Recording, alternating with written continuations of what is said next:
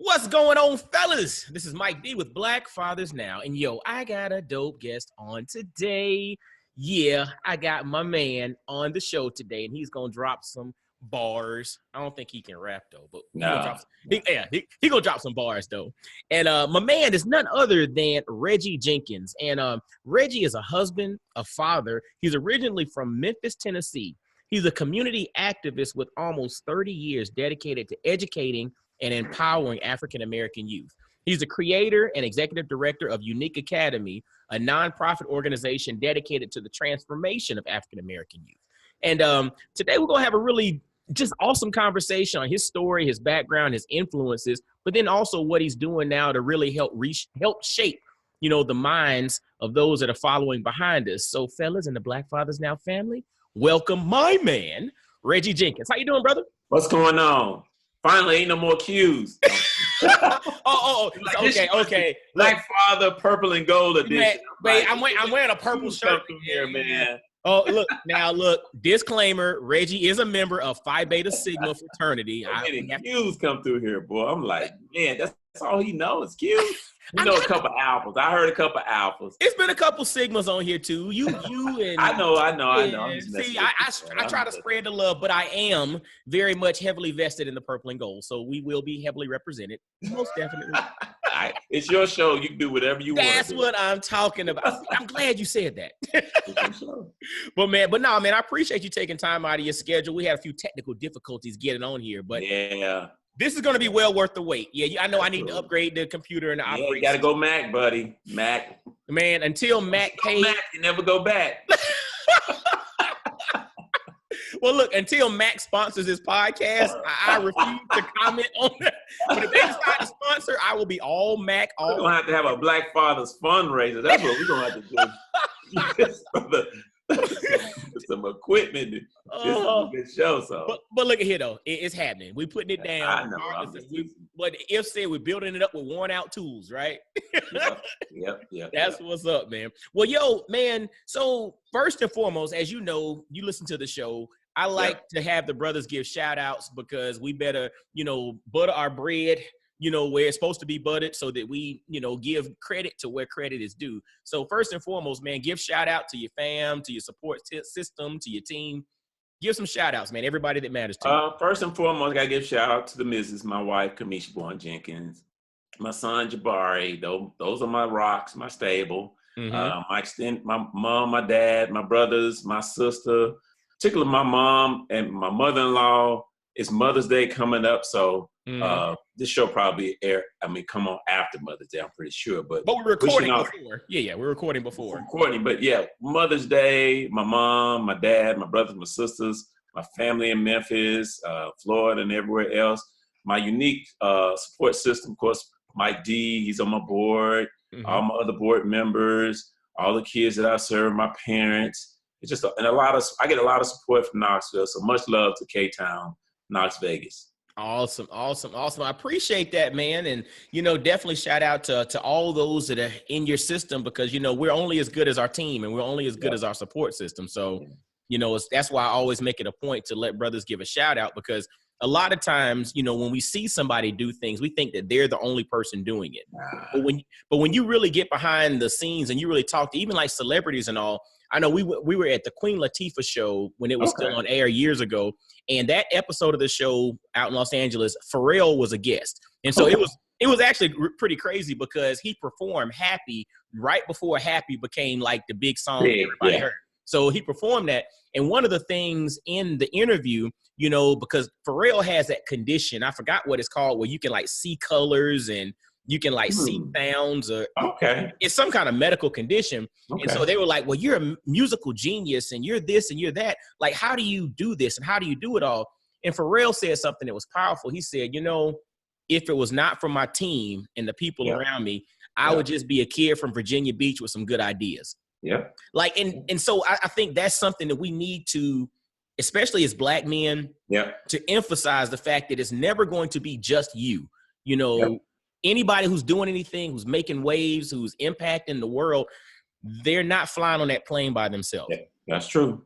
All successful people are a group of people. So it's cooperative. Mm-hmm. So, yeah, yes, sir. It's a quick point. I'm just sidetracking. You just made me think. Did you Okay. know that I read recently about Pharrell? Mm-hmm. His Happy songs, I think it was like 4 billion streams or 4 million, 4 billion. It was a large number. Mm-hmm. But he only got $2,700 from that. Really? Yes, and they actually considering suing YouTube because, a lot of the content is free and people download it. So him and some other artists are considering to sue because they're not making money off the streaming stuff, man. And so Wow. they're trying to.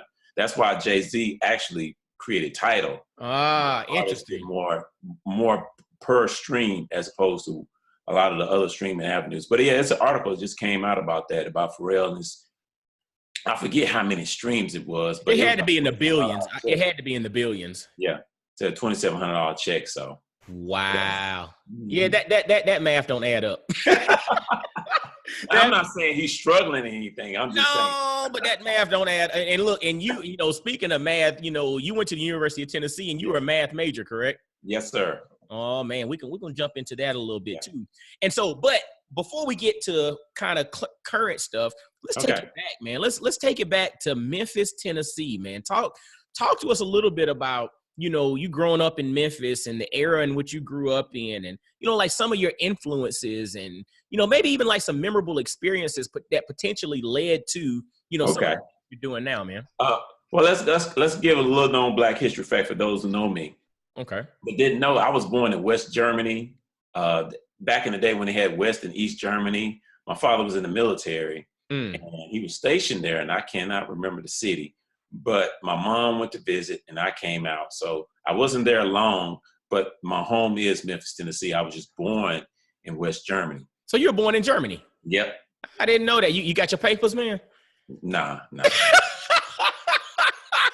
Let me see your birth certificate, man. Nah, just playing. You know what? I had to go look at my birth certificate. I think it says that. I haven't even thought about looking at my birth certificate. It'll be interesting. Yeah. And that's a little layer, Yeah, I know I was born there, my mom.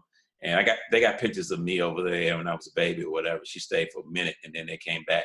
My family is originally from a little small town called Duncan, Mississippi. Okay. It's about 90 miles south of Memphis. And so that's an integral part of my childhood as well, because as a child, my mom and dad, of course, they live in Memphis, but as a child, since I was a toddler, they would drop me off to my grandmother's.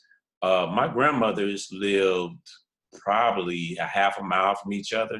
My father's mother, my mother's mother.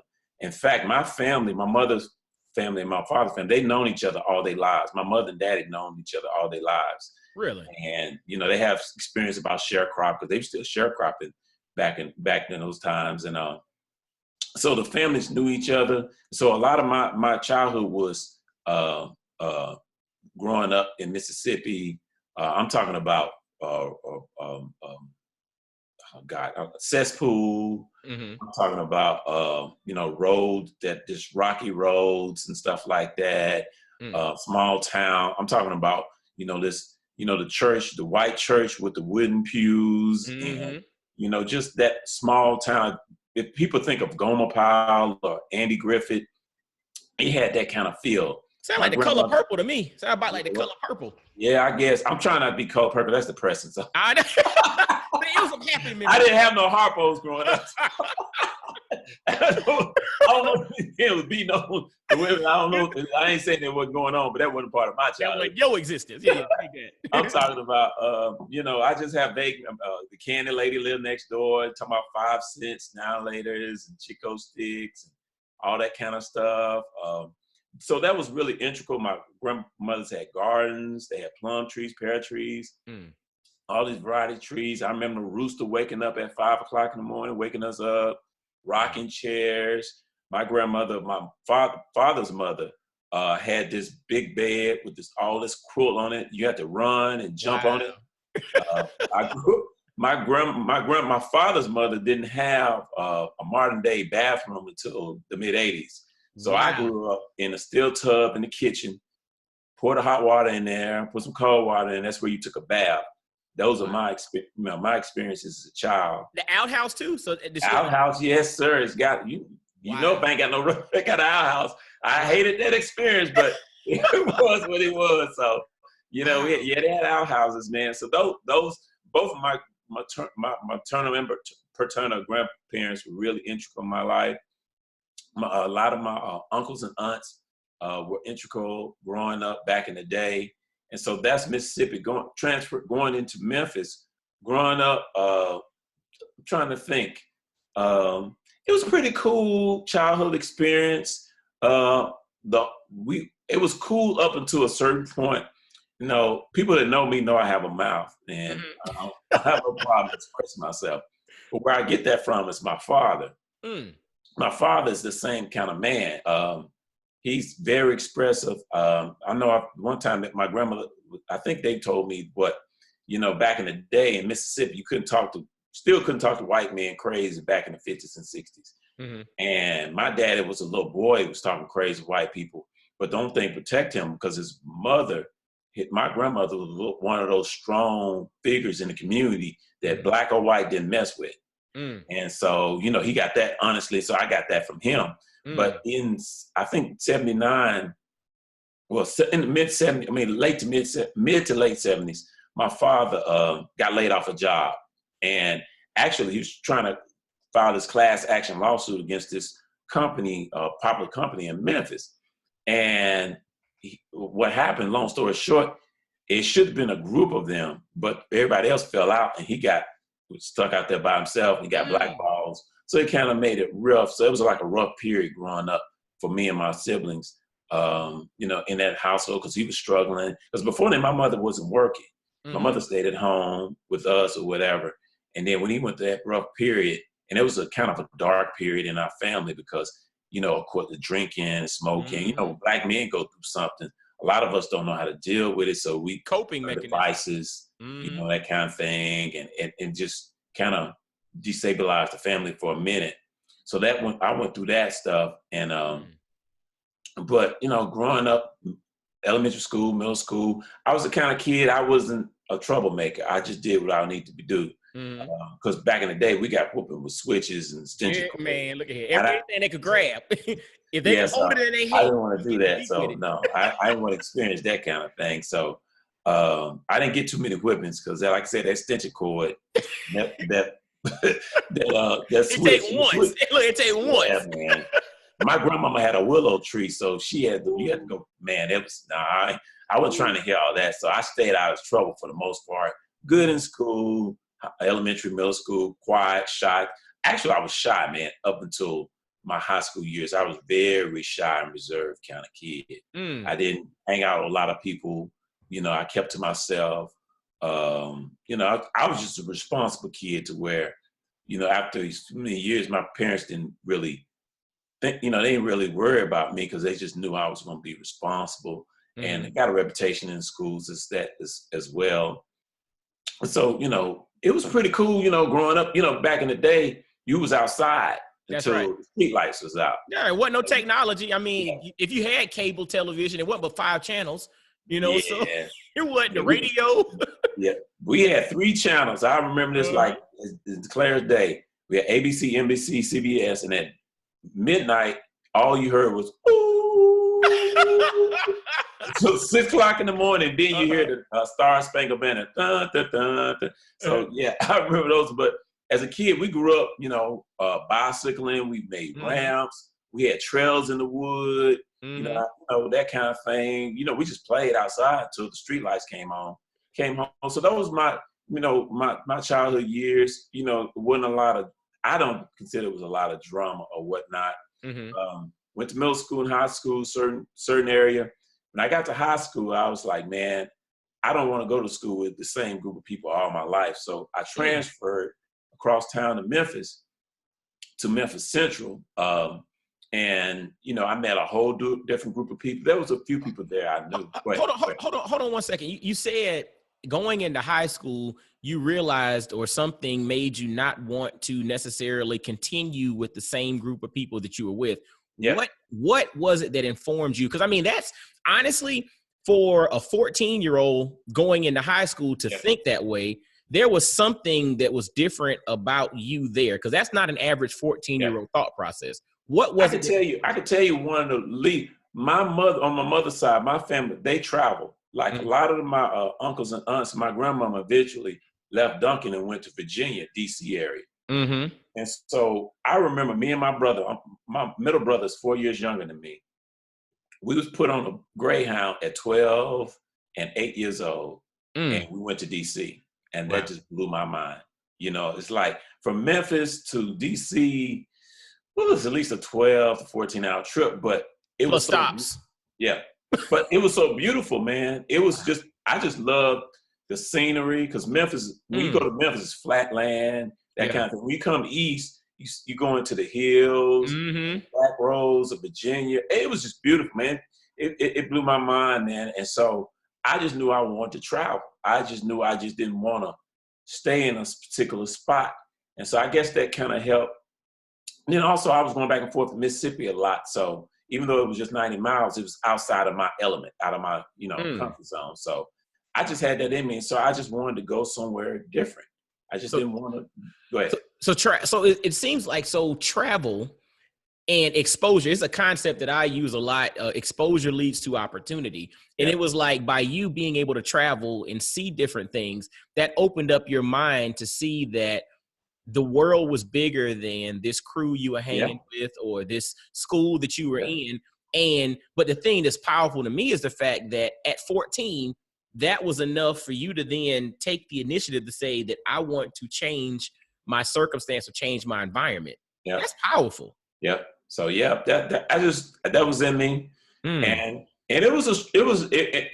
I didn't, looking back at stuff, you were like, man, you did that. But Mm-hmm. at the time, I didn't think nothing of it, because when I first went, I was like, back in the day, it was junior high. It was like elementary, junior high. And junior high went from 6th to 9th grade, I think. Mm-hmm. And then you go to high school in the 10th. I might be wrong, but I think that's how we went to school back in the day. But when I went, I was in the 10th. This young lady, she was a senior, and she lived like a couple of blocks away from me. So I would ride with her through most of the year. Mm-hmm. When she graduated, there's this white kid that was, he lived like, I had to walk. I didn't realize until now I'm a grown man, this dude used to make me walk like a long way. I walk over his house, and he would give me a ride. But after a while, he was like, "Nah, we're not doing this no more," even though we was going to the same school. So I was like, okay. And I would catch the bus probably 6:30 in the morning, and I had to go across town to get to my school. So that's about an hour ride. The bus, and I was in North Memphis, Frazier. I was the first kid on. By the time we got downtown, it was packed, because most of the kids, a lot of the kids caught the bus back then to go to, certain schools or whatever. So it was standing up, people just standing packed. And I had to go. So I caught the bus, but it was cool with me. I'm like, this is what I want to do. I'm going to do it. And I did that for a while or whatever, man. And Central was a kind of school. To be honest with you, there's a lot of bougie people there. Mm-hmm. A lot of people, I look at it now as like insecurity, but at the time it's kind of intimidating because, I come from humble backgrounds, and all these kids are riding in cars, dressing in certain clothes and all that stuff. And I just couldn't keep up with it, whatever. But it was kind of intimidating when you don't have a lot of confidence in yourself. And so you in that environment. But, I got in, it was cool. And, that kind of thing. It was a really good school. It was good academically. And so it challenged me academically. But I kind of came out a little bit out of my shell. Going back, let's go back when I was in middle school. What helped me come out a little bit out of my shell, I was in a band. Okay. I was in a marching band. We had 130 kids in our band. In middle school? Yes. Oh, wow. We was one of the best middle school. We was one of the best bands in Memphis, period. Wow. A.D. Cox was our band director. And man, and that's one of my regrets, because I played tenor saxophone. I started alto, and then ended up with tenor saxophone. And I played that. I was in a jazz band. I was doing solos. I mean, we marched in D.C. 4th of July parade, Philly 4th of July parade. We was going to play. We was bad, but my head was stuck in basketball. Really? Yeah, I was crazy, man. So I'm thinking I'm the next Magic Johnson at the time. So I'm 5'11", man, thinking I'm hoop. But the band was my calling. Music was my calling. I just didn't know. And also, again, my parents, no slight on them. They left me to my vices. This is when, I can look at it now. We have kids. Mm-hmm. You kind of see their gift. You kind of push them there. Mm-hmm. You know what I'm saying? You don't especially when they're young, don't know, you don't let them make decisions. So I kind of just made a decision to quit the band, play basketball, and I got cut. And so I could have went on, because my band director went to another school. I could have went with him and if I stayed with him, I would have had a full scholarship somewhere in music. But again, and this is going to be another kind of recurrent thing when I go to college. So here it is again. Mm-hmm. But I was playing band in middle school, really good. And then I went to Central. And Central, I excelled in track, and I played JV basketball. I wasn't good enough for the varsity, but I was a late bloomer in basketball. I didn't start coming to my own lines in college, but I was really good at track. I did cross country. I excelled at long jumping though, and high jumping and relays. Those are the things I ran. I have a cousin. He ran to another school, and we were just talking recently about it. And he was like, "Man, I used to keep your newspaper clippings. I see you in the newspaper." Wow.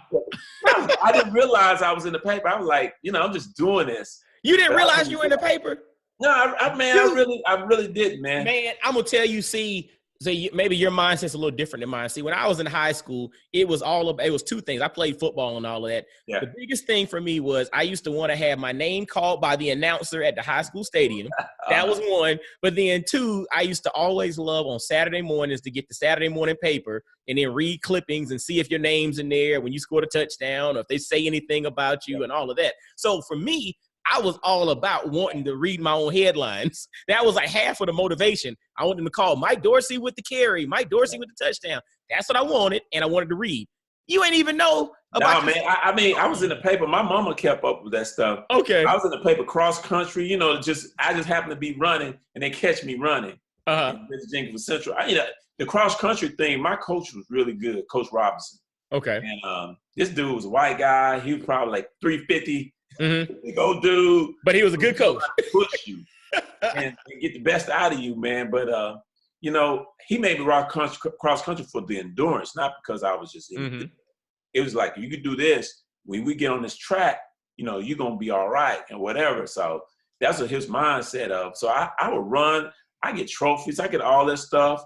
I don't know if I still hold the school record for the long jump. It was almost 23 feet or something like that. But oh, wow.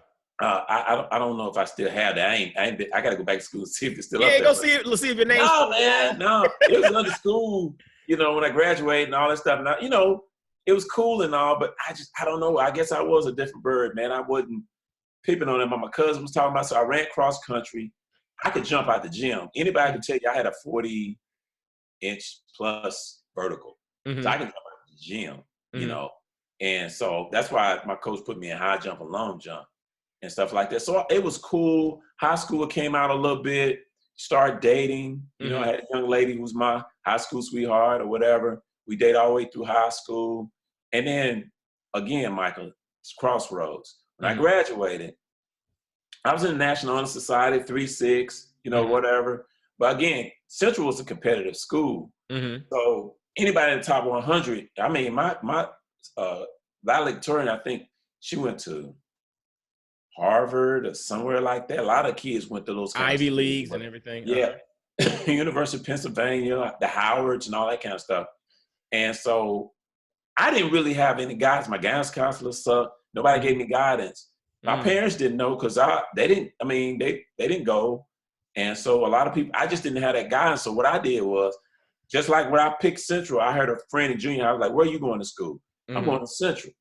Well, let me see my mom give me a transfer. Let me go to Central and check it out. I didn't know anything about school. I just transferred because somebody else said it. Same thing with college. But, another one of my regrets is my track coach got me a scholarship to University of Memphis and Rhodes College. And my knucklehead butt just wanted to get out of Memphis. So I ended up at UT. Even after my first year, my coach was still recruiting me to come to University of Memphis run track. But I just didn't want to be there. I just didn't want to. I wanted to grow. It was something in me just like, no, you got to go. And you know what I'm saying? And so I left, came to UT. It was pretty cool, man. It was a pretty cool experience back then when I first got there. because a lot of people were friendly. There was a lot of Memphis folks. Yeah. UT still is. Mm-hmm. A lot of people I went to high school with was there and stuff. So that experience was cool. We was on a quarterly system, so it was cool or whatever. That first couple of years of college kicked my butt. Mm-hmm. Kicked my butt, man. It was like academically I would study, but I was just doing something wrong. I didn't know how to study. Yeah, how to study, how I process stuff. I just didn't know. After my freshman year, I pledged, Sigma or whatever. And I did that because of just like anything else. A lot of people are legacies, but a lot of people go on camps, and those people who befriend them. Who you connect with. Yeah, and that's what happened. Mm-hmm. I just connected with the guys or whatever. So, it was 7 of us, we crossed. And then I started opening it up a little bit. College brought a lot out of me. And to the point where I started joining committees, the Black Cultural Program committees. I started doing different things. But one of my best classes I took was a public speaking course. Really? Before then, yes, the best. That's who I am right now is because of that course. Because it was a real estate broker who was teaching the class. Now, I'll never forget. And I still have the textbook from that course. But the first thing he did, the first day, you had to get up and speak. He made you get up in front of the class and speak. And, that was the most terrifying experience. But it was a great experience in that it opened me up. And then, a lot of your work and research had to be speeches and stuff like that. And I was a writer too, Michael. I wrote a lot of poetry. I did a lot of writing. I kind of cut that off years ago. I wish I didn't. But I was writing. It just opened me up. And then, back in the 90s, early 90s, and back in that day, it was a Black Renaissance. You started discovering who you were as a person. My freshman year, I escorted Coretta Scott King. Really? When I was on I escorted her when I was a Black Cultural Program Committee, and she spoke. I was her escort. I escorted her. Beautiful lady. Did you get a chance to sit down and talk with her a little bit? No, because it wasn't that one of those things you had time to talk. We went from one place to another. I talked to her, small talk or whatever, but I was young. What I know now. Oh, yeah, absolutely. You'd have had like 55 questions and I can get these in 45 seconds because I know your handler take you from here. But I got this window here, right? Yeah, I'm 18, 19, whatever. I don't know who she really is. I know her, but I don't know her. I don't know her significance. And so, whatever. Now, she's not a great speaker. I'm serious. She can sing her butt off. She is like a classically trained opera. Absolutely. But, she wasn't a great speaker. Her, Martin Luther King III, Maya Angelou, Jawanza Kunjufu. I met all these people, talked to them, all that kind of stuff. So it kind of opened my world up. College is great because you get to, if you participate in college experience, a lot of people go to school. That's the biggest, you just said the key word there. If you participate, and it's a big and on top of it, and you take advantage of all the things that are available. Yeah. Then, because, and you said something there about college, and this is one of the things, the landscape of education is changing. We all know that, right? And I've really come to the conclusion that the value prop of college is no longer the information and the knowledge that you gain. It's the credential that you gain by graduating, and it's the network that you build from being associated with the people there. It's literally the network and the credential, because there's no longer a monopoly on the information. It used to be 30 years ago, you had to go to college to get this information because it was only in this textbook, and this professor had the key to unlock it. And if you don't get it from him, you can't get this information. With the internet, with your mobile technology, with sharing data, that stuff is the top's blown off of that. There's no more proprietary information. It's the network and it's the credential that you gain, which then unlocks opportunities. But you also threw in a component of taking advantage of the opportunities that are there, because most kids don't go there looking for an opportunity to meet a Coretta Scott King and actually personally have connection with her, or Maya Angelou, or like you said, Martin Luther King III. Those are things that going in, if kids understood, could really optimize their experience and actually maximize their life by taking advantage of those things.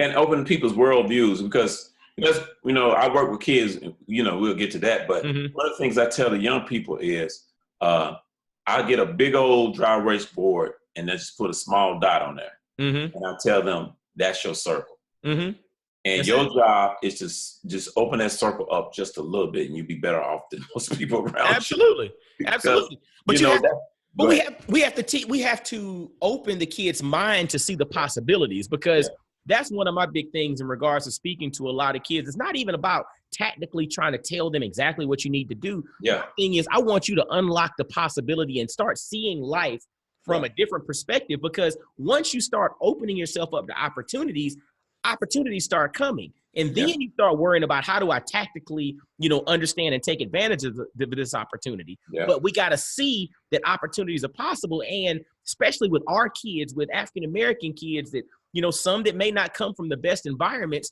when survival is your day in, day out thing, you can't open your mind up to the possibility of thriving, right? But we still have, and that's why programs like you, and we're going to talk about it in a little bit, are so important. It helps kids to see the possibilities are there no matter where you come from.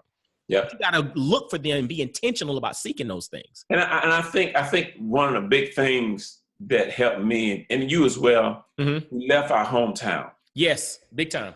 I think the problem is, and you see this when you go back to Macon or wherever. I'm from Augusta, man. Augusta. Macon or whatever. Macon. Man, Augusta, you better put some respect on Augusta. My bad. A-Town number 2. My bad. Augusta. I will never make that mistake no more. Augusta. You better not. Yeah, I'm just playing. Augusta. All right. Going back home, you see a lot of the same people you grew up with, whether it be family, friends, associates, and you see the same mindset. And so I think for a lot of young people, for them, some people just have to leave in order to grow. You know what I'm saying? And so for me, UT was that, and like me and my wife, we both from UT. I mean, both from Memphis, and we share years and years of stories about going back home, seeing our folks, and they still stuck in the same mindset. They have kids, and they stuck in the same mindset. But I digress. But back to UT, like I said, I struggled the first few years. It was that Black Renaissance that really helped me out. Started reading books about myself. Also, KRS-One was a big influence in my life. He came to UT and told about his story about growing up in New York, being homeless. He volunteered to be homeless at, I think, before about 14 years old, because his mother had 3 kids. She was poor and she was broke, and he realized that she can't feed all 3 of us. So he volunteered himself to leave. And he would just stay in subways and stuff like that. Wow. But one of the biggest influence on him at that time, you could hang out at the library all night. Wow. So he would go to the library and read, eventually start reading. And so he self-educated himself, and he started reading them all and just soaking up books and stuff like that. And, came up because he was in a group home, stayed in a group home for a minute, met his DJ, Scott LaRock. And, they bonded or whatever before Scott got killed. And, yes, sir. Hold on a second, Mike. I'm sorry. Come here. No, you're good, man. It's like, look, this is Black Fathers now, man. I got to look. My son is. It's all good. Me, so what's up? Say what's up, Mr. Jabari? Mike. Hey. How you doing? Good. See, this is Black Fathers now. And again, we're fathers, so therefore our kids are part of what we do. So this is all good, man. You have to wait a minute, buddy. I'm being interviewed, okay? Okay, you're going back in there. Okay. Find something to do. But I love it, man. Look, I'm gonna tell you, I was listening to a Nipsey Hussle interview just with all the stuff after he passed. And one of the things he talked about was, his changing mindset in regards to family. And he said that he was watching old videos of Bob Marley. And he said, when you pay attention to Bob Marley, if you watch interviews, he said it's always kids running around. It's always family in the background. And he was like, that's how I want to be. So Nip said he started bringing his kid to the studio with him. So all the stuff that used to go in the studio, they at least got to go to another room and do that. Yeah, because my kid might be in an iPad over here and all of that. And so that's why I think, again, as Black fathers, yes, we're talking about stuff and we're sharing a story, but we're real in the sense that we're fathers. I mean, that's first and foremost who we are.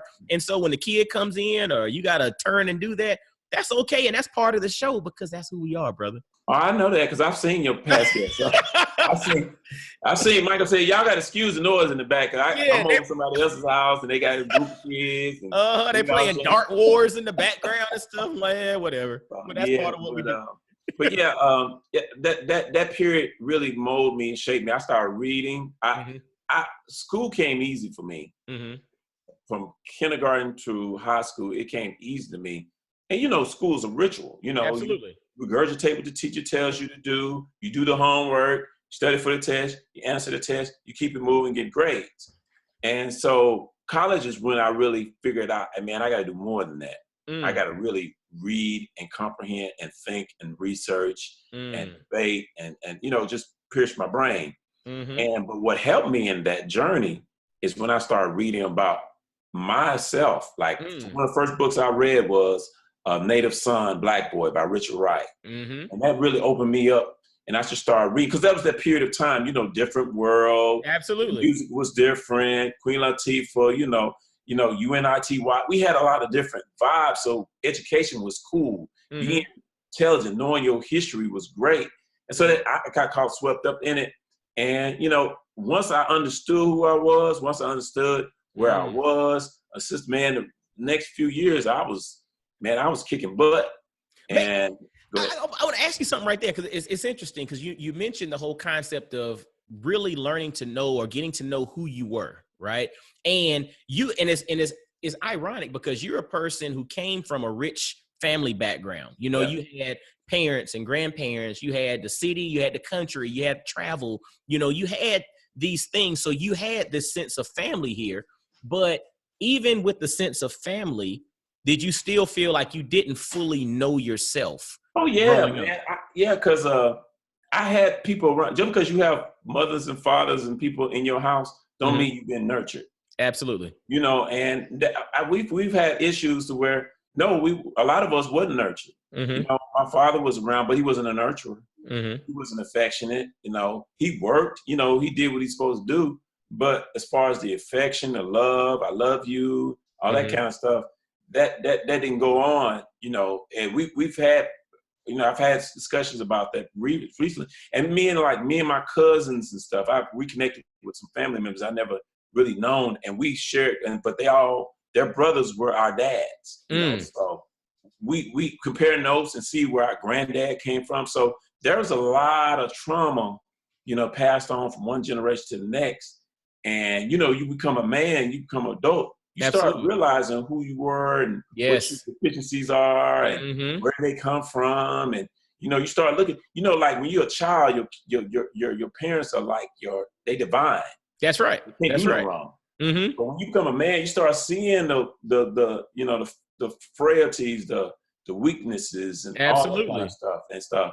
And so that's what, I realized, recently, it's like, this, and then you get married, so your wife sees it too.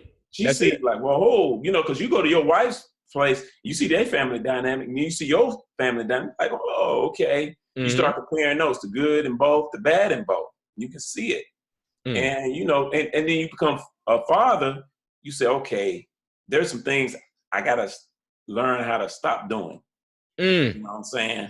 And I'm gonna tell you what's interesting about that is just the fact that, we would assume that just because the other pieces are in place growing up, that we would have a full understanding of ourselves. But the reality is you don't. And you have to go through this point of self-discovery to get to that place in which I truly, fully know who I am. And then by me fully knowing who I am, I can come into my own.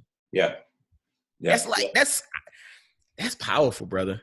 I think, and that's we as men, like I said, Black men don't really open up to our feelings. We go into caves and stuff. Women are better because they know how to process that stuff. They, women get a problem. They get their moms, their aunts, and their cousins around the kitchen table, sisters, and they talk about we go into our cave. That's right. Do this, but as you grow older, it's still there. It doesn't go anywhere until you learn how to, process that stuff. And we communicate. And in my family, my wife's family, people don't talk about issues, family issues. They may talk about each other, but they don't talk to one another about the issues. Huh? About you said they Yeah. talk about each other, but they don't talk about the issues. Oh yeah. And that's an issue. They don't talk about the issues towards each other. Like me and you brothers, Mm-hmm. and you said something crazy to me. You didn't Mm-hmm. like. You said something crazy to me, and I didn't like it. I'll mull over and talk about, man, this dude pissed me off, blah blah blah blah blah. As opposed to say, Mac, hold up. You know what you said. I'm feeling like you disrespect me right now. Mm-hmm. Mm-hmm. Blah blah blah blah. And we just come to a mutual agreement and keep it moving, or whatever. But we don't do that enough as a family. Give you a case in point. Years ago with my wife's family, we used to have these family meetings. Now Memphis is 400 miles from Knoxville, so this is before we had kids. So what we used to do is we used to go to Memphis 4 or 5 times a year, and in that we help organize the family meetings and families get together, because her family they great socially. They'll socialize, they come together, all of them be there. But when the problems arise, people just don't talk about it. People say, well, that's person is the way he is, and they'll say something crazy, and you don't say nothing to them, and people get hurt in the crossfire, and they'll call you crying about what somebody said, but they don't go to that person and say it. And so me and my wife, we're not like that type of people. So we like to express ourselves. So we organized a family meeting, and it was centered around her great grandmother, Miss Nancy Mae Johnson. She was in her 90s when she passed, but because she was the matriarch of her family. And so everything centered around her growing up until her passing. So we used to come to Memphis. We started that, and we used to do it. We did it for like 3 or 4 years at least. And, it's kind of dissolved, but that was a platform where families could sit down and talk and say, okay, let's do it in a constructive manner. Somebody get out of pocket, somebody in the family get them back in pocket. You can go outside, cuss, get back in here, let's talk about it. You know what I'm saying? We would have family dues, $5. We get family dues, because we was like, look, people get sick, people, a lot of family members. Why not put something together so we have a little bucket? Yeah, scholarship for the kids, emergency funds for sick people. People get, how it is, Mike. People die, ain't got no insurance, so people trying to bury Big Mama. Let's put this fund together. That's right. 30 of us in this room, it's $5. We do this over a period of years. Something happened, we got some money. Absolutely. So, that's what our attempts were. So, because we realized that, people don't talk. And, even going back to college, when you look back at college is filled with young teenagers with all sorts of issues. And unfortunately, there are a lot of vices in college, and a lot of us turn to those vices just to cope with our issues, as opposed to communicating. Yeah.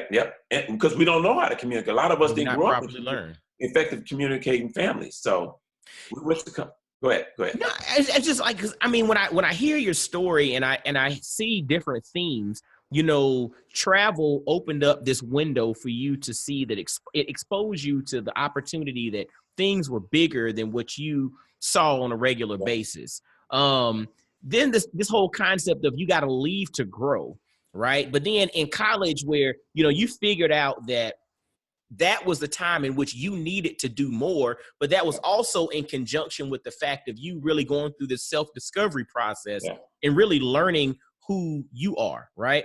But then you were also never really fearing change. But then this whole thing that you came back to, in which you and your wife kind of created this platform for communication for your family to come together and basically, in essence, learn how to communicate, resolve differences, and basically build this unity, within the family itself. It's like all of these things kind of come together, and I know you personally, and it kind of gives me more of a window into who you are. But how did all of these things, all of these themes and experiences lead you into community activism, and then ultimately creating the UUNIK Academy, which you currently run now? That's a good question. I left some stuff out. My father, like I said, once my father got fired and he couldn't find any employment, he went to barber school. Okay. And he became a barber, like 80s, and eventually had his own shop. Okay. So in that, the barber, the barber is all things to Black people. Absolutely. All things back to. So my father, in a sense, was like a teacher. He liked history, he liked learning. And when he learned something, you know, we working on somebody's head, he was always debating. That's where I get it from. He always debating or whatever in the shop. And so I spent a lot of time there. And so I guess it was in my blood and in my DNA to work with kids. Even when I was in college, you know, they would call me the young Malcolm X and all that kind of stuff. And that's just because you militant. That's all. well, they called me two things, you know, because I also was a bit of a butthole. I was a serious butthole, but that's another story. Okay, yeah, that's a different one. So even in college, I was like, you know, I had an affinity to young kids. I want to work with young people. And so I got out of school, graduated, and I was in this graduate program to where, like, I got a degree in math and a minor in statistics. And they had this program where you can transition in grad school and teach and get your teaching certificate and all that kind of stuff. Mm-hmm. So I was in there for a temporary period of time, but I had to work at Selborne Green as well as go to school, the elementary school here.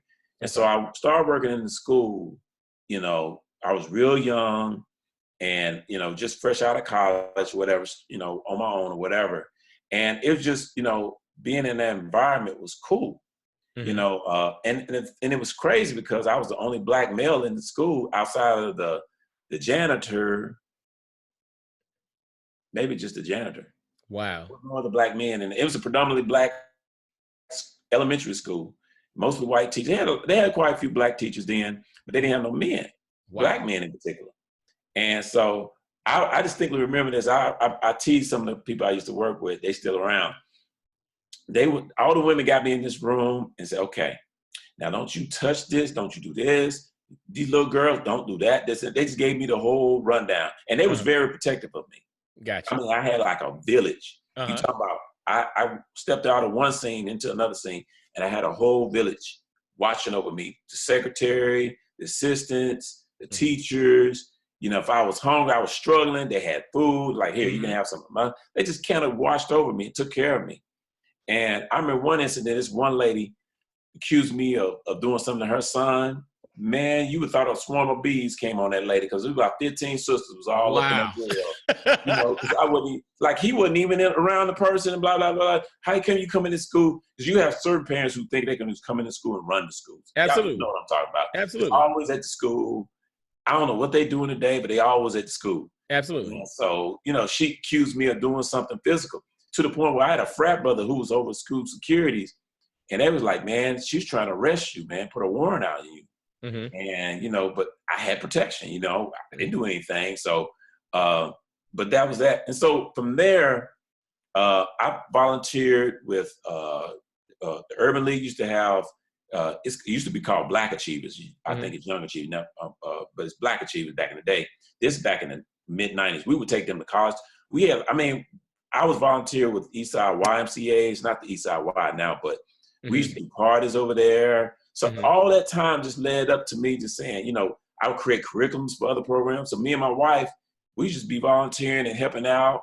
We had a good friend, Donna Worthy. She was running a program. We help her out, all that stuff. So it was a natural gravitate to kids. I remember, you know, working at Selborne Green, and, you know, these kids weren't going on field trips and nothing. I was like, this is crazy.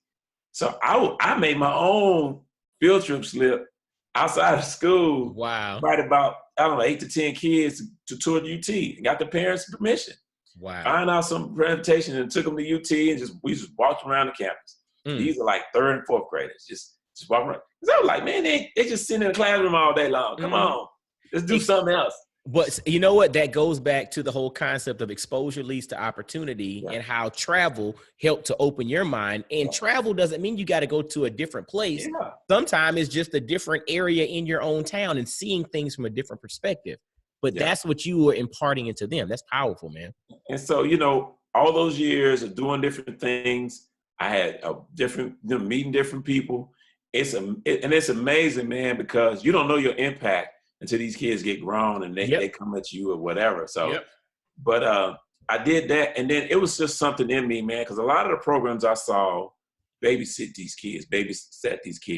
There was really nothing in putting something in these children and help them with their deficiencies, whether it be academic, emotional, whatever.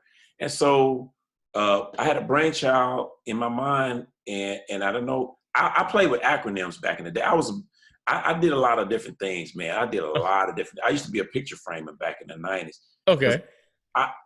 When I had a job, I had a hustle. I never just depended on a job. I was always doing something outside of the job. And so I used to picture frame. I called my company Peace Designs. Positive education always corrects errors. So peace. And so I used to have a little peace sign on it and all that stuff. And I would travel back and forth to Atlanta because back in the day, and it's still just today, they had these wholesale places. Yep. Where you can buy all this stuff, T-shirts and all this stuff wholesale, so long as you have a business license and all that stuff, and come back and sell it at retail. And so, you know, I went to an older white guy near the street, down the street from me. He's like, man, I want a picture frame. I said, you have a shop. How do you do it? He said, you buy a miter saw box, did it, and just go out and start practicing. This is where you buy your supplies. And I just started practicing and doing it, buying stuff. And I got good at it. And back in the 90s, black art was popping. That's right. That's right. So, I mean, people were buying art. I was selling it. I was framing their pictures, glass. I was doing all that. I was in an apartment with my wife. Had glass everywhere. She didn't like it, but it is what it is. I'm sitting there hustling. There you go. Make it happen. So, and so we did that.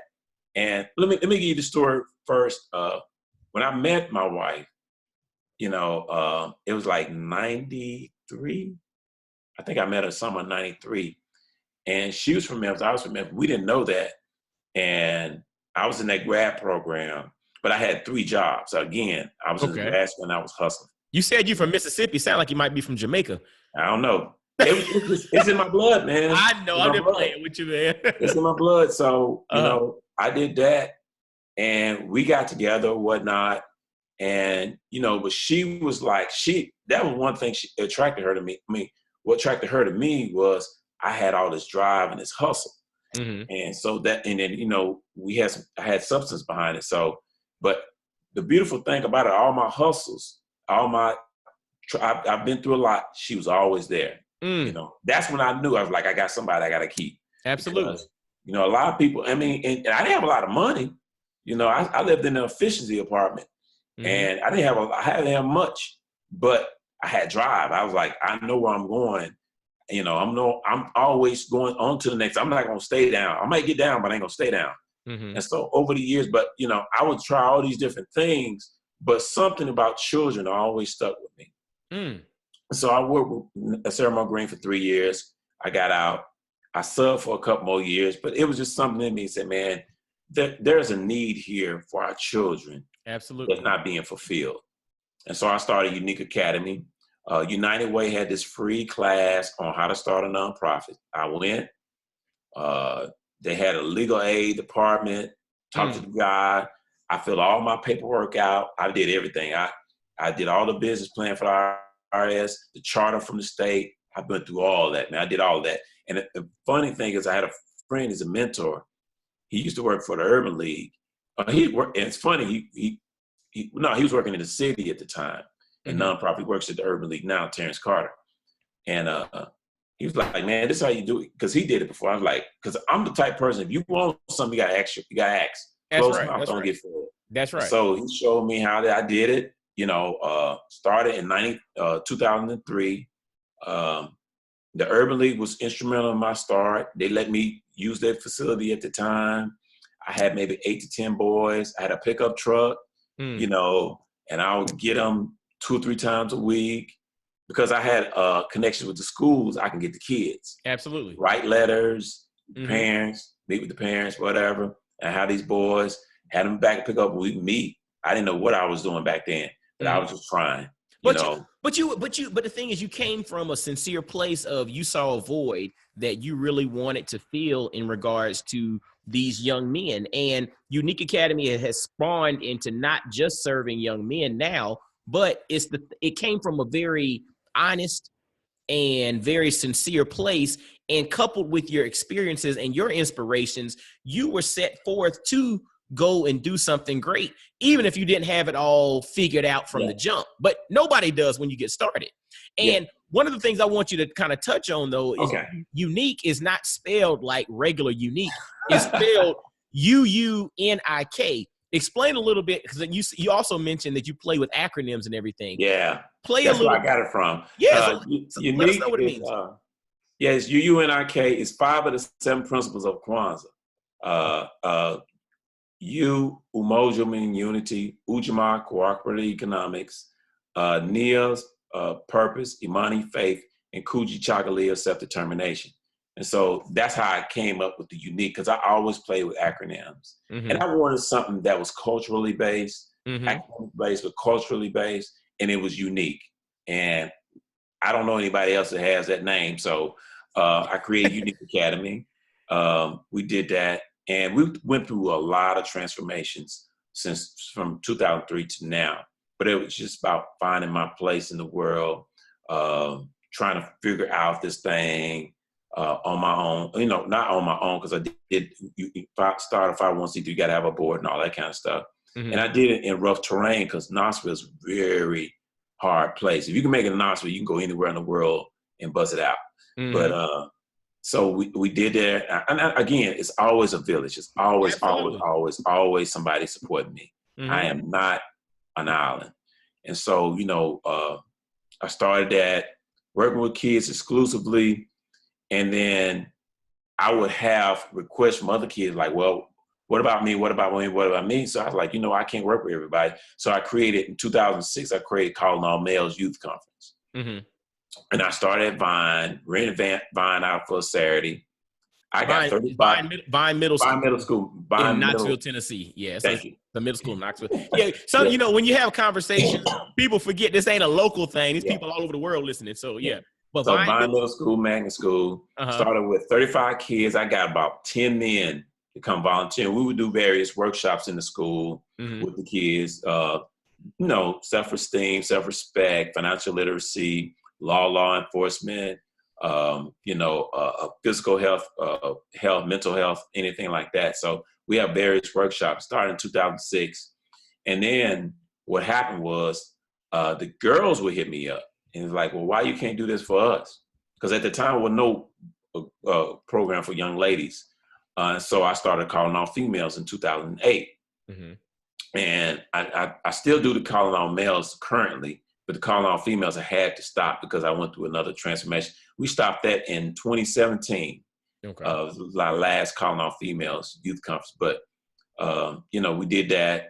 And then I started in 2009, I started doing a college career fair at Vine Middle School, magnet school in East Knoxville. And we're still currently doing that. We get the whole school for that. And what we started off originally in 2009 was I would have people go into classrooms. You was there, Mike. Go into classrooms and speak to a group of kids. And now what we do is more like a college and career fair, Yes, sir. Come here. I'm sorry, interruption. It's okay. No interruption. Yes. I said, you dad, brother. Don't worry about TV. Use the iPad. Again, this is all about Black fathers now. And right now, he's a daddy as well as a brother getting interviewed on this podcast. So it's all good. So yeah, we did that. And my goal for the college career fair is to expose Black kids to Black professionals. I heard Charles Barkley on a podcast recently, and and he was talking about his experiences growing up and all that stuff, and as a professional. And one thing he still gets speaking engagements and stuff like that. And he said when he goes to a white school, predominantly white school, he asks the audience, "What do you want to become?" Less than 5% says anything related to sports. He said, but he'll go to a predominantly Black school, high school, and 95% of the kids talking about they want to be a rapper, football player, basketball player, the boys in particular.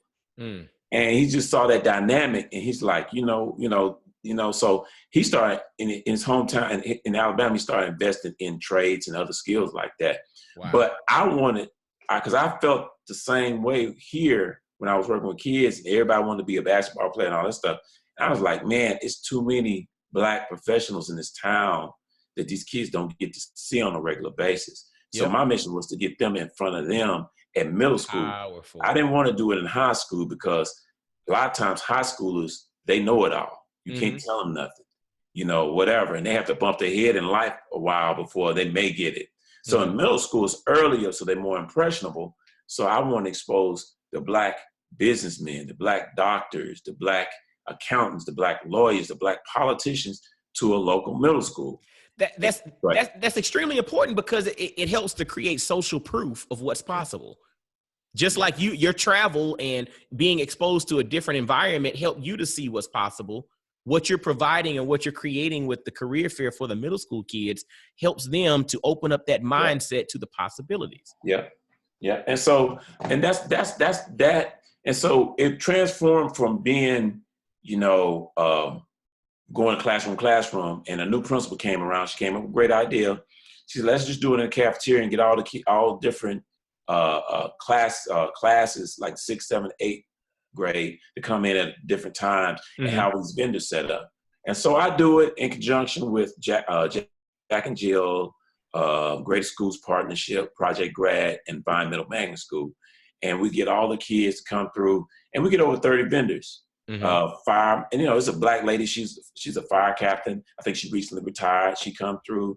We get Denso manufacturing. They used to bring this robot who played Connect 4 against the kids. KUB, Knoxville Utility Board, so the kids can understand that if college ain't your thing, here's some jobs in the utilities and construction that you can do. You know, whatever. Absolutely. Policemen, firemen, banks.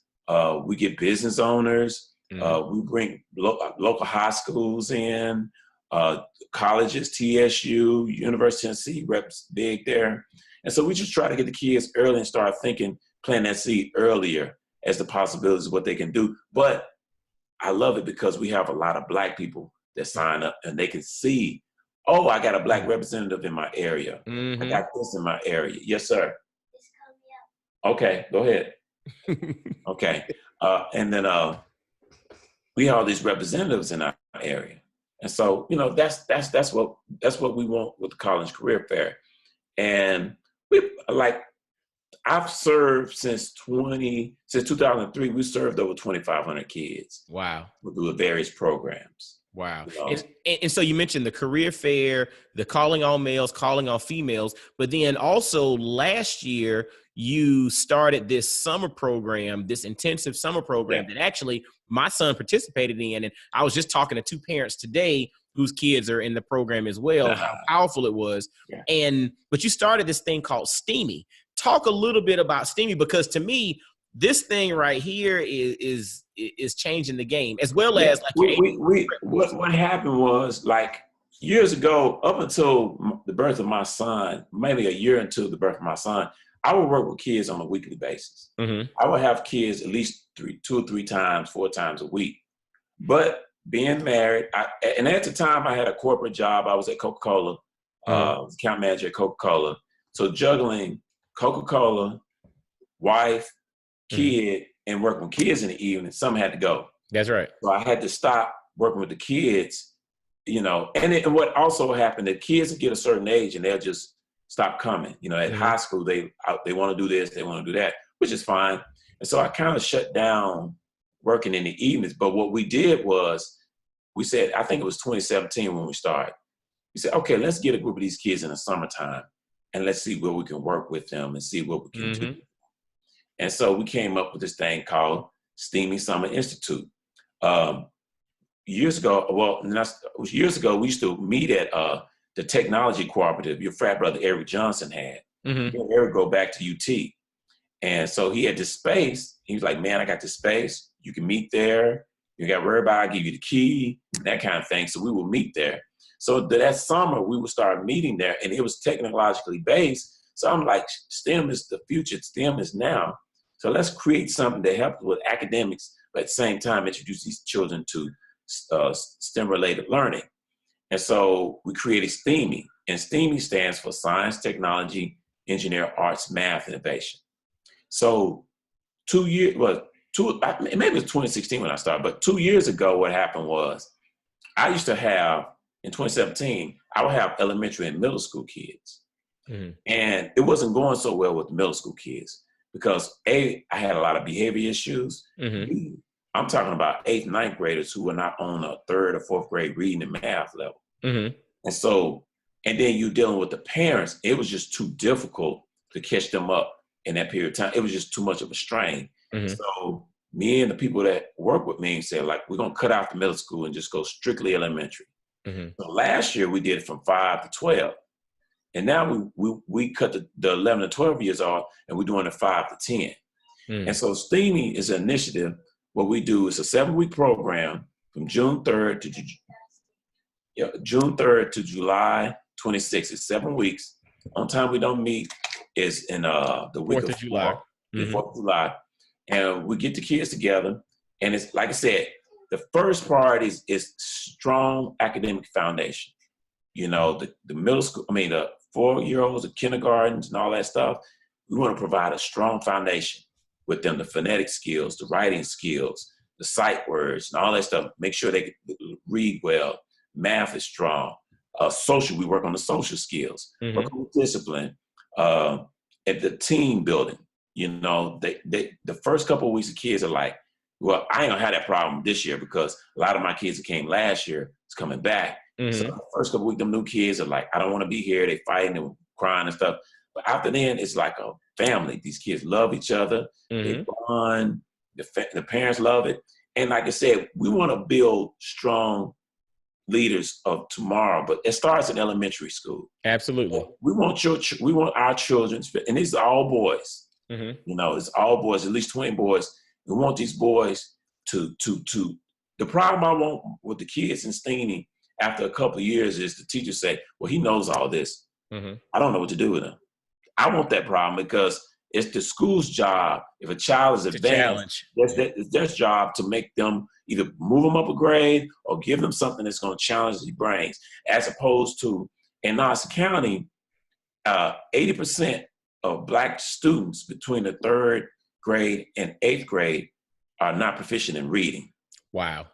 And math is close. It's a close statistic. 70-something% of them are not proficient in math.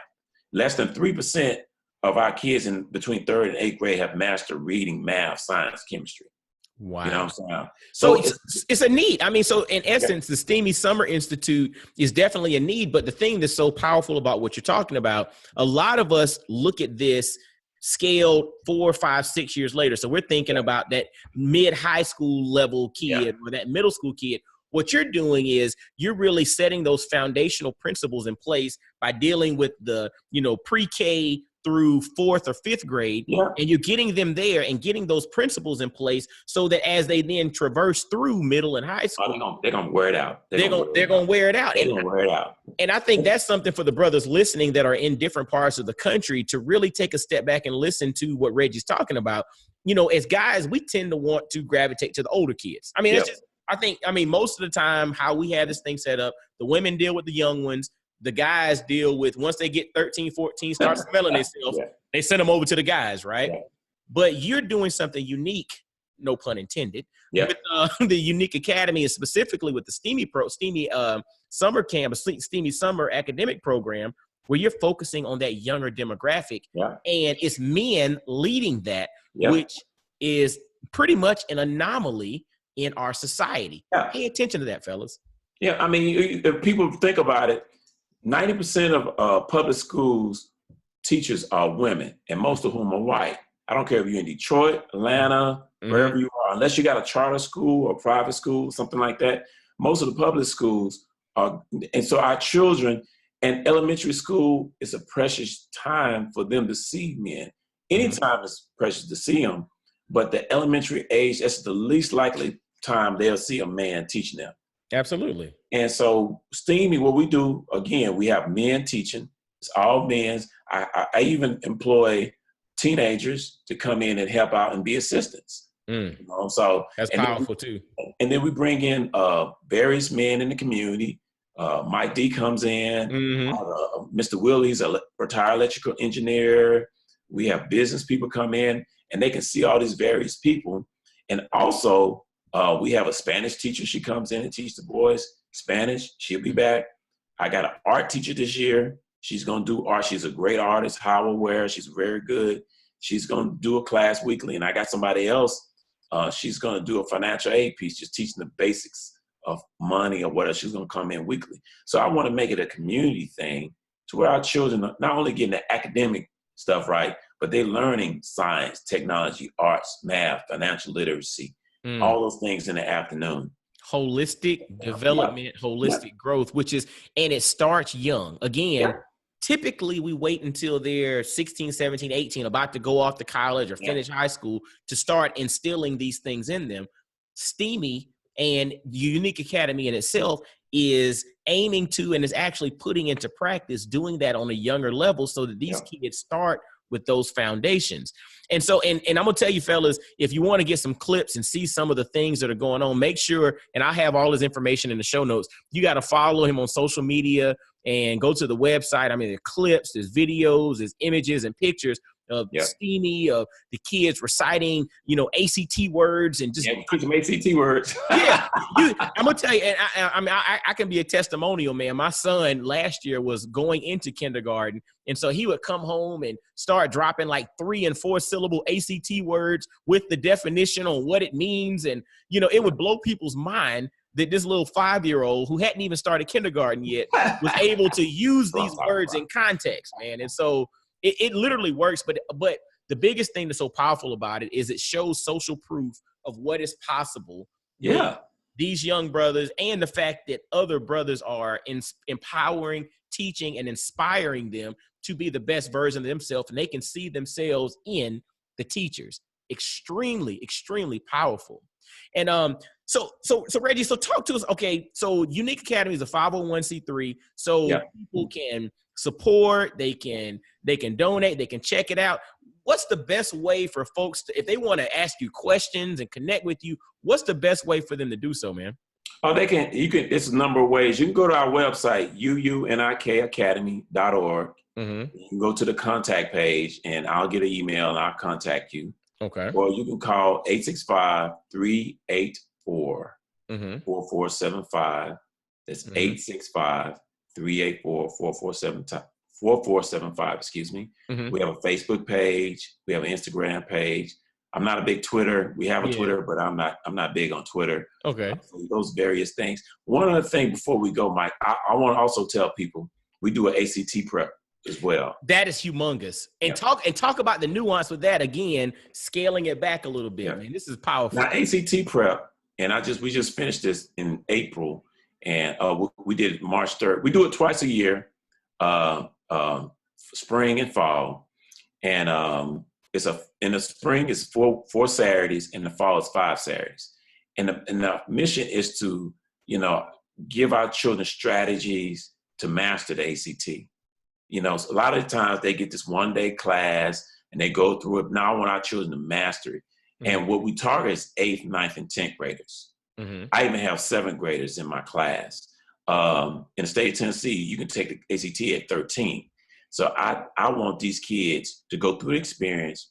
I do a exit interview with our parents. We come up with strategies over the summer, how they can make it. Well, I know if a parent and a child take the class and do all the things we ask them to do, because I'm gonna give you an example, Mike. What I tell my youth and my parents, they start off in our class. I said, look, I make them sign a contract. I said, you tell me how much time you can spend a day doing ACT, minimum of 15 minutes. Because I said, if you give me 15 minutes over a 5 or 6 week period, that's 10 and a half hours of studying. If you do this every day. Absolutely. Doesn't have 15 minutes to prepare. We give them the math cheat sheet. We give them an English cheat sheet. We give them all the formulas that's going to be on this test. We teach them how to program the calculator for the math section. We give them everything, and my teachers are excellent because a lot of Black kids don't get this prep. Preps, ACT preps are usually for the upper middle class, predominantly white, some Blacks or whatever, they get prepped. But our kids don't get that prep. I didn't get prepped. And a lot of people, my peers didn't get prepped. We just took it. And I want to get them trained early. If I got an 8th grader, I tell them, parents, take at least 2 times. Let them take a break, come back in the 10th grade, and we want 30s. I want our children to go to school for college. If college is your mission, I want you to go for free. Absolutely. Only thing the parents should be paying for is toiletries, Mm-hmm. clothes, all that Mm-hmm. kind of foolishness, laptops and all that. They But should be, tuition and books, no. that should be taken care of if you do what you're supposed to do. But go back. So one of the things you emphasize is that your ACT prep course is not for or not geared towards like juniors and seniors in high school. It's geared towards that 7th grader to 10th grader, which is extremely powerful because again, our mindset is we don't even think about the ACT or any type of standardized test until it's the year that we graduate. Right? And so that's why I really think that it's extremely important to emphasize that, because that's a paradigm shift and a mindset thing that needs to be shaped and needs to be rethought, especially as it pertains to young African-American folks who are growing up currently in our society. It's similar to the college career fair, man. We have to get out of this mindset. If you have a child, I'll give you a classic example. Richard Williams, Venus and Serena's father. Uh-huh. He had a book out, and I can't think of the name of the book, but it's a great read for anybody out there. When those babies were born, he had the vision. Mm-hmm. He already knew when they was in the womb what he had vision for his daughters. Absolutely. And from the time they got out, they came out. I remember reading about he had Venus and Serena, because he was a businessman. He never worked. He had them delivering papers and stuff at 4 and 5 years old. Absolutely. The mother protested because she thought they were too young, but he already saw what he wanted for his children. Mm-hmm. And so I think that I think all of our children are intelligent. Absolutely. Everybody's not college material, but everybody's intelligent. That's it, 100%. But a child, you got 2 children, you can see the gift already when they come out the womb, toddlers, they gravitate to certain things. But we have to cultivate that intelligence, and we can't wait until they become dang near adults to start cultivating it.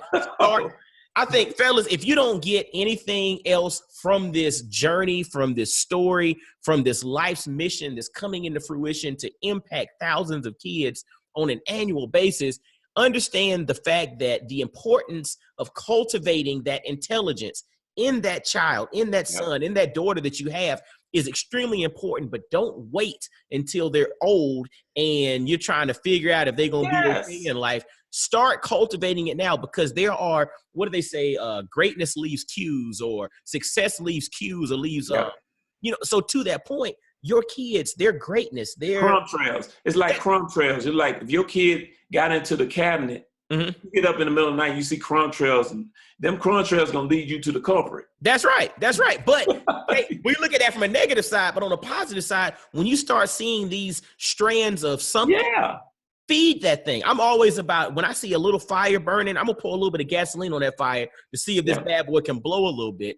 And and Reggie, you're doing that with the UUNIK Academy, man, with the ACT prep, with the Steamy Summer Institute, with Calling All Males. You used to do Calling All Females. That may come back at some point, but you were doing that. And this career fair, man, and it's all geared towards the younger demographic of our kids, man, inspiring, showing them what's possible, opening up that exposure piece. Man, I commend you for what you do. And fellas listening, I know ladies listen too, as always. Make sure you all check out UUNIK Academy, his website, unik.org, as well as following him on social media. I'm going to have all of his stuff in the show notes. Or you can even call. You can call 865-384-4475. Connect with this brother. See how you can support.